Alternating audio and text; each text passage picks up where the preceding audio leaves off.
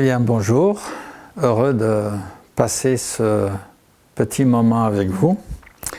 J'aime bien, quand j'ouvre la Bible, lire la Bible en essayant de la replacer dans son contexte d'origine, qui est un contexte oriental. Et à ce niveau-là, il y a deux paraboles dans la Bible qui attirent mon attention. Ce sont deux histoires avec deux fils que Jésus raconte et qui peuvent nous faire comprendre des choses lorsque justement on les replace dans le contexte dans lequel ils ont été écrits, c'est-à-dire la culture orientale, la culture du Moyen-Orient, qu'on continue à retrouver toujours encore aujourd'hui dans certaines parties du monde, y compris en Afrique du Nord, et qu'on peut retrouver chez les Nord-Africains qui vivent même chez nous ici en Europe. Il y a dans Matthieu, l'évangile de Matthieu au chapitre 21, Jésus qui raconte une parabole sur deux fils. Alors je lis dans la version du Semeur. « Que pensez-vous de l'histoire que voici ?» ajouta Jésus. « Un homme avait deux fils. Il alla trouver le premier et lui dit « Mon fils, va aujourd'hui travailler dans notre vigne. »« Je n'en ai pas envie, » lui répondit celui-ci. Mais plus tard, il regretta d'avoir répondu ainsi et se rendit dans la vigne. Le père alla trouver le second fils et lui fit la même demande. Celui-ci lui répondit « Oui, père, j'y vais. » Mais il n'y alla pas. Lequel des deux a fait la volonté de son père ? Le premier, répondirent-ils. Et Jésus ajouta, vraiment je vous l'assure, les collecteurs d'impôts et les prostituées vous précèdent dans le royaume de Dieu. Alors on peut être étonné, comment Jésus peut dire ça ? Il est en train de parler à des juifs qui sont croyants et même en fait, en réalité le contexte nous montre que c'est carrément à des pharisiens, à des responsables religieux qu'il parle. Et il ose leur dire, les péagers, donc les collabos voleurs des Romains, au service des Romains, et les prostituées vous devanceront dans le royaume de Dieu. Alors, pour pouvoir dire ça, il a introduit avec cette petite histoire de deux garçons. Il leur demande, va travailler dans la vigne. Le premier dit non, mais il y va quand même. Le deuxième dit oui, mais il n'y va pas. Et alors, il faut bien faire attention, comment Jésus pose la question. Lequel a fait la volonté de son père ? Ben là, les gens ils peuvent que répondre que c'est le premier, puisque c'est le premier qui finalement y est allé. Seulement voilà, Jésus a fait exprès de poser la question comme ça, parce que s'il avait demandé la question autrement, s'il avait demandé lequel a bien agi, là il n'aurait pas eu la même réponse. Et ça c'est quelque chose que j'ai pu vérifier parce que je me suis souvent retrouvé avec des groupes musulmans, quand j'ai été pasteur en Algérie ou même ici en France où je travaille en contact de musulmans, quand je leur raconte cette parabole et que je leur demande lequel a bien agi, systématiquement et unanimement, ils me disent c'est le deuxième. Pourquoi ? Il l'a pas fait. Ah oui, mais il a respecté son père, il lui a dit oui. Parce que dire non, ce n'est pas respecter son père. Et effectivement, dans la culture orientale, celle dans laquelle Jésus se trouve il y a 2000 ans, ça ne se fait pas de dire non à son père. Ça, c'est manquer de respect. Donc, par politesse, on dit oui.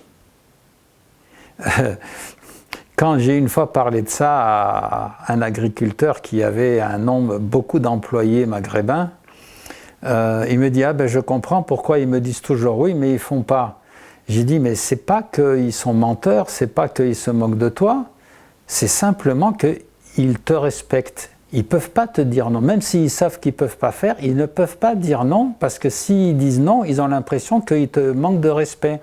Et toi, tu t'énerves parce qu'ils te disent oui, après ils ne font pas, mais en réalité, ils ne peuvent pas agir autrement. Leur conception de la politesse, leur conception du respect fait qu'au patron, on ne peut que dire oui. On ne peut pas dire non.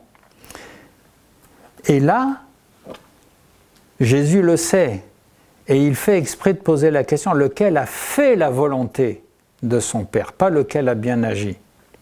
Je me rappelle que quand j'étais en Algérie, si je raconte cette histoire dans un village en Kabylie, et que je leur dis si quelqu'un agit comme ça, c'est la même réponse. Ah, c'est celui qui a dit oui.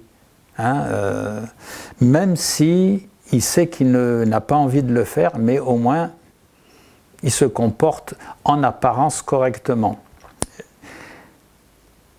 Alors nous, on a un peu de peine à comprendre ça avec la mentalité occidentale, mais Jésus justement joue là-dessus pour pouvoir leur dire, voilà, eh bien, c'est pour cette raison que les péagers et les prostituées vont vous devancer devant le ciel. Parce que eux, ils commencent mal en disant non. Mais après, ils se repentent, ils changent de vie. Et ils finissent par dire oui. Alors que vous qui connaissez la parole de Dieu, vous qui connaissez Dieu, qui savez quelle est sa volonté, vous apparaissez comme ceux qui disent oui, et puis en réalité, c'est non, vous ne faites pas.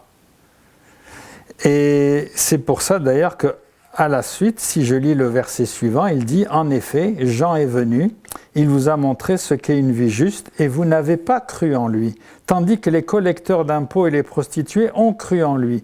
Eh bien, que vous avez leurs exemples sous vos yeux, vous n'avez pas de regret pour en fin de compte croire en lui. » Donc on voit que Jésus, il utilise cette histoire des deux fils pour faire passer une vérité qui est que ce qui est important, ce n'est pas ce qu'on dit, ce n'est pas si on dit oui ou non.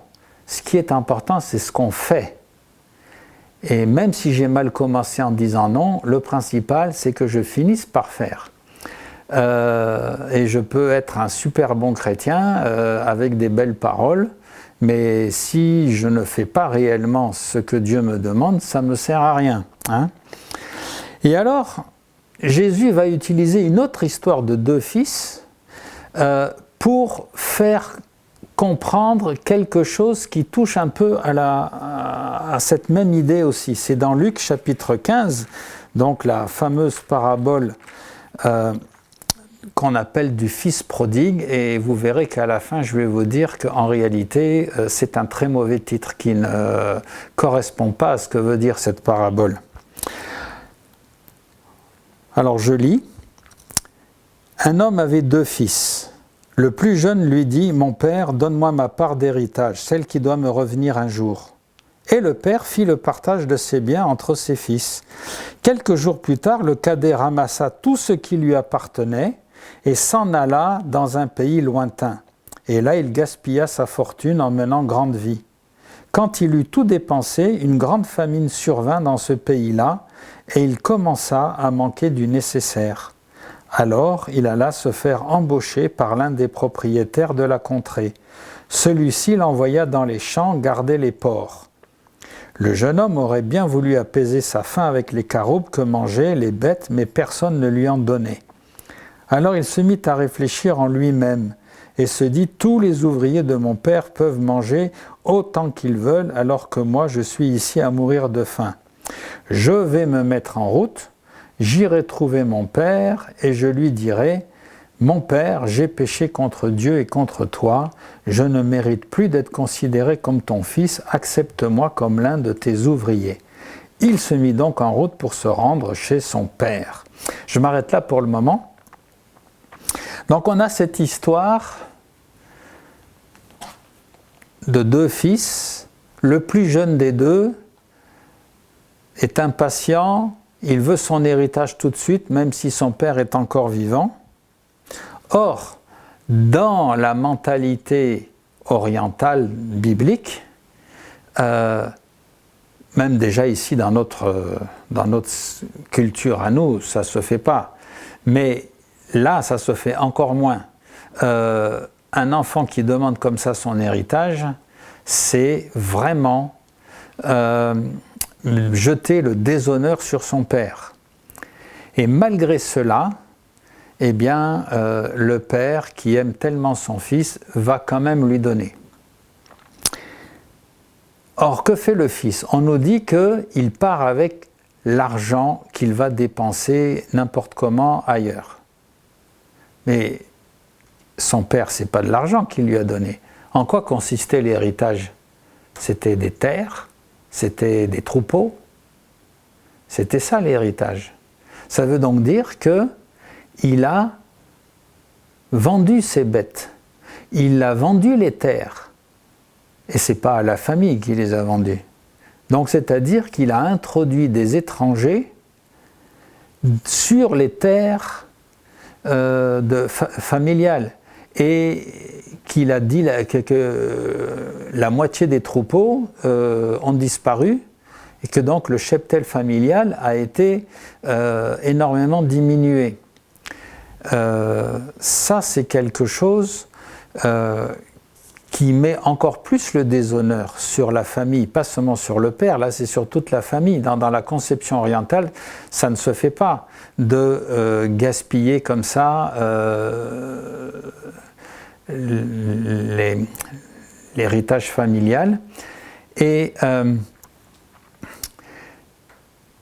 quand il a vendu ça, c'est pas à d'autres gens du village, parce que les autres gens du village, dans le village, vous savez, c'est des petits villages, dans la culture orientale, il n'y a pas la vie privée comme on a ici en Occident.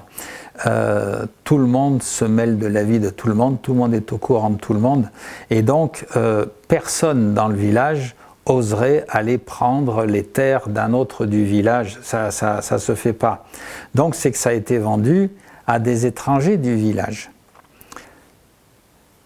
Quand je vais dans un village, en Kabylie, comme je disais tout à l'heure, si je leur dis, si quelqu'un de votre village s'amusait à vendre à des étrangers comme ça les terres familiales, c'est pas simplement la famille qui réagit mal, c'est tout le village qui réagit mal. Et ils disent, si quelqu'un de notre village fait comme ça, c'est grave pour eux. Et donc, ça fait comprendre que quand le fils se comporte de cette manière, dans sa tête, c'est la coupure totale. Dans sa tête, il sait qu'il ne va jamais revenir.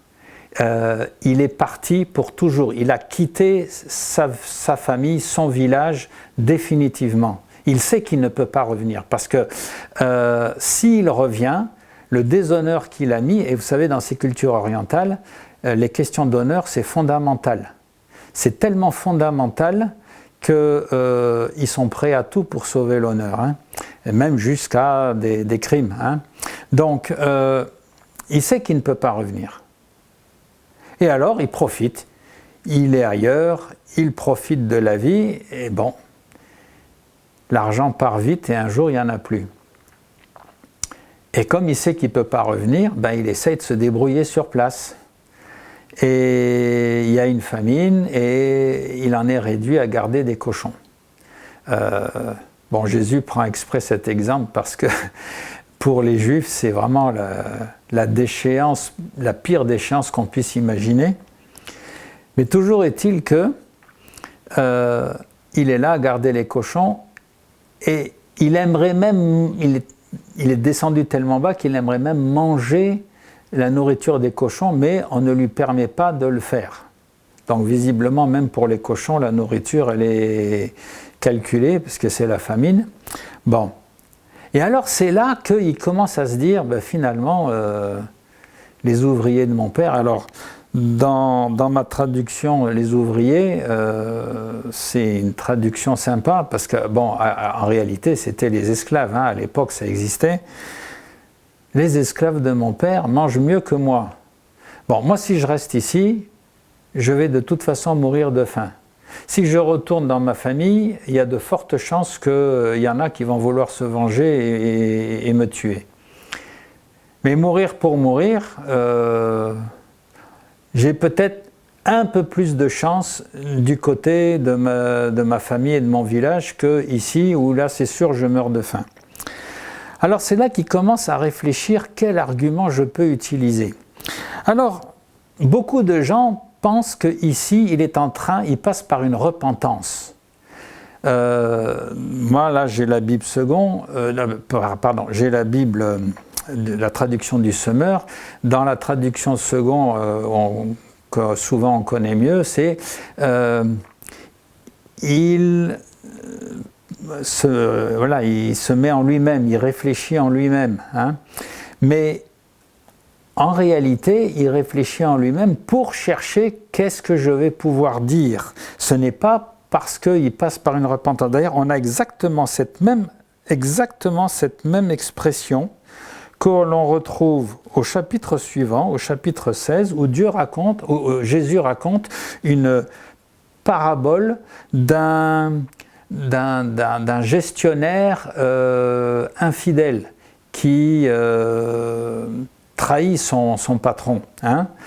Et quand ce gérant est découvert et que son patron lui dit « je vais te renvoyer », on voit ce gérant qui, exactement en grec, c'est exactement la même expression, sauf qu'en français, elle n'est pas traduite de la même façon, mais c'est exactement mot pour mot la même chose en grec. Et au chapitre 16, verset 3, le gérant se dit « que vais-je faire puisque mon maître m'enlève la gestion de ses biens ?» Que vais-je faire ? Donc, en vérité, on voit bien que là, il n'est pas du tout en train de passer par une repentance. Il est en train de chercher qu'est-ce que je vais pouvoir inventer comme argument pour m'en sortir.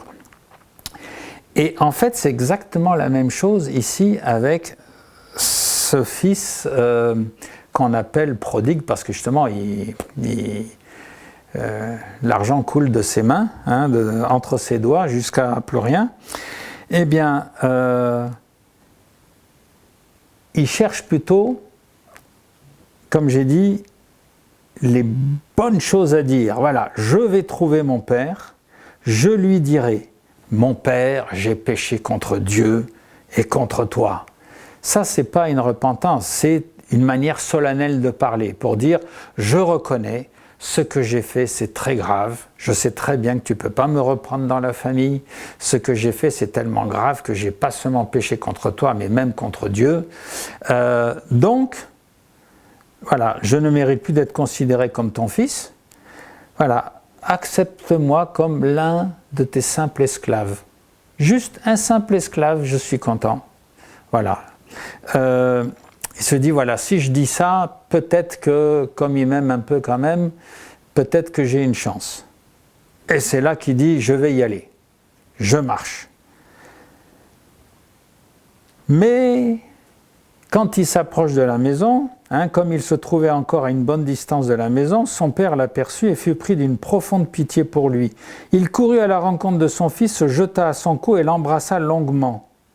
Le fils lui dit, « Mon père, j'ai péché contre Dieu et contre toi, je ne mérite plus d'être considéré comme ton fils. » Mais le père dit à ses serviteurs, il n'a même pas le temps de finir de dire ce qu'il avait préparé de dire, que le père l'interrompt, et tout de suite, « Allez vite chercher un habit, le meilleur que vous trouverez, mettez-le lui, passez-lui la bague au doigt et chaussez-le de sandales. » Donc voilà, il est réintégré dans la famille, et avec les chaussures, c'est-à-dire qu'il n'est pas considéré au niveau esclave, au niveau serviteur, et avec la bague au doigt, voilà, il a l'autorité du maître.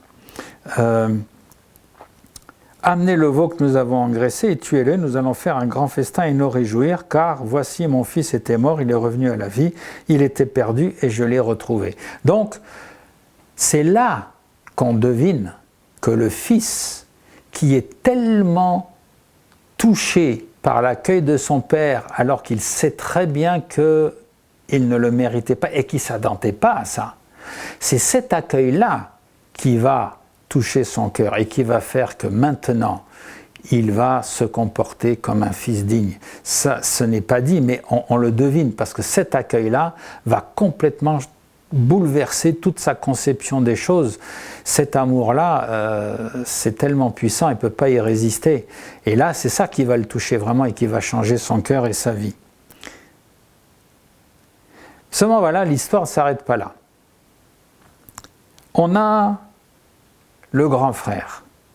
Et vous allez voir que ce que je vais dire du grand frère, ce n'est pas du tout ce qu'on entend d'habitude. Pendant ce temps qu'il festoyait, le fils aîné travaillait au champ. Sur le chemin du retour, quand il arriva près de la maison, il entendit de la musique et des danses. Il appela un des serviteurs et lui demanda ce qui se passait. Le garçon lui répondit « C'est ton frère qui est de retour. Ton père a tué le veau gras en son honneur parce qu'il l'a retrouvé sain et sauf. » Alors le fils aîné se mit en colère et refusa de franchir le seuil de la maison. Son père sortit et l'invita à entrer, mais il lui répondit « Cela fait tant d'années que je suis à ton service, jamais je n'ai désobéi à tes ordres et pas une seule fois tu ne m'as donné un chevreau pour festoyer avec mes amis. Mais quand celui-là revient, ton fils qui a mangé ta fortune avec des prostituées, pour lui tu tues le veau gras. » « Mon enfant, lui dit le père, tu es constamment avec moi et tous mes biens sont à toi. Mais il fallait bien faire une fête et nous réjouir puisque ton frère que voici était mort et qu'il est revenu à la vie puisqu'il était perdu et que nous l'avons retrouvé. » Alors, très souvent on dit oui, le fils c'est un légaliste, il ne sait pas accueillir son frère, etc. Mais en réalité, le fils, c'est tout à fait compréhensible qu'il soit en colère, qu'il soit fâché. Parce que n'importe qui serait en colère. C'est le père qui n'a pas la réaction normale. Mais le fils, lui, il a la réaction normale. En réalité, le problème n'est pas là. Le problème, il est dans ce que le père dit au grand frère. Il lui dit « Tous mes biens sont à toi. » Pourquoi est-ce que le père dit ça? Il y a un détail qu'on oublie souvent de relever, c'est au verset 12. On nous dit « Le père fit le partage de ses biens entre ses fils. » On parle toujours de l'héritage donné aux plus petits, on ne parle jamais de l'héritage donné aux grands frères. En fait, ils ont tous les deux reçu le même héritage en même temps. Et donc, ça veut dire que tout est à lui, le grand frère. Il a tout. C'est lui le maître. C'est lui ça lui appartient maintenant. Et il continue à vivre comme quand rien ne lui appartenait. Il a tout reçu et ça n'a rien changé à sa vie. Il continue à vivre comme s'il n'avait rien. On lui donne des choses, il ne les utilise pas. Et en fait, en réalité, cette parabole, c'est la parabole de deux fils qui maltraitent leur héritage. Il y en a un, il le gaspille, et l'autre, il n'en fait rien. Et est-ce que c'est mieux? Il n'en fait rien, il ne le développe pas, il continue à vivre. Si je fais ce que papa me dit, et si jamais, moi j'ose rien décider moi-même, j'ose pas prendre d'initiative. Et le père lui dit, mais t'avais qu'à te servir, si tu veux faire la fête avec tes amis, tous les troupeaux sont à toi, tu pouvais prendre un animal. Ah non, moi j'attends que papa me donne. En fait, c'est comme un prisonnier, on le libère de prison, et il continue à vivre dehors, mais toujours enfermé comme s'il était en prison. Ça ne change rien. Et donc, là, c'est pour ça que le père le reprend en lui disant « Mais il faut accepter ton frère, parce que franchement, on pourrait te faire des reproches aussi, quoi, hein ?» Et je pense que ça, c'est quelque chose d'important auquel on doit réfléchir, parce que il y a tellement souvent, on rencontre des gens qui n'osent rien faire parce que on a peur de déplaire à Dieu.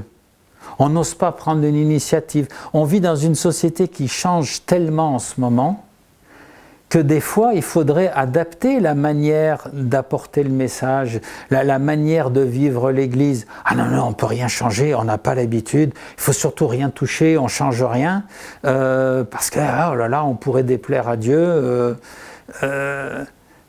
Et je pense que là, c'est pareil. Dieu nous donne tout. Il nous donne la vie, la santé, l'intelligence, le travail, il nous donne des moyens pour pouvoir vivre, il nous donne tout. Il y en a qui gaspillent ça, qui font n'importe quoi, et comme on dit, qui brûlent la chandelle par les deux bouts, et qui finissent avec de grosses maladies, etc., parce qu'ils ont vécu en dépit du bon sens. Et d'autres, ils vivent ah non, non, surtout on ne se permet rien, on vit tranquille, on ne prend pas d'initiative, voilà, parce qu'un tel pourrait dire quelque chose ou parce que Dieu pourrait dire quelque chose. Et finalement, on sous-utilise et même parfois totalement sous-utilise tout ce que Dieu met à notre disposition. Or, ce que Dieu veut, c'est que nous vivons pleinement avec ce que Dieu nous donne, que nous utilisons ce que Dieu nous donne, que nous vivons pleinement avec cela, que nous ayons une vie joyeuse, une vie heureuse, une vie épanouie, une vie qui a du sens dans le contexte où l'on est, et une vie, bien sûr, pas où on fait n'importe quoi, une vie sous le regard de Dieu, mais une vie qui donne envie, se dire, ah ben tiens, si c'est ça, vivre avec Dieu, ben là c'est chouette, ça vaut la peine, qui donne envie aux autres qui ne croient pas. Et puis forcément, si ça donne envie aux autres, c'est que nous-mêmes, ben, on est bien, on est heureux. Donc voilà, là encore, Jésus fait comprendre que, avec cette deuxième histoire des deux fils, comment on fait les choses, c'est très important, c'est beaucoup plus important que les apparences ou que les paroles. Eh bien, que Dieu vous inspire, vous conduise et vous bénisse pendant la semaine qui vient. Amen.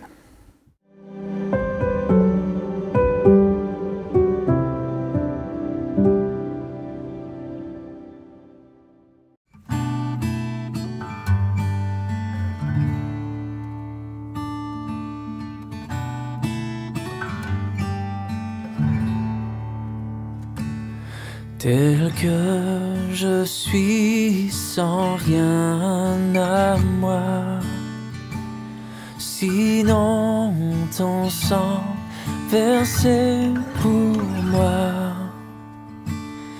et ta voix qui m'appelle à toi, agneau de Dieu, je viens.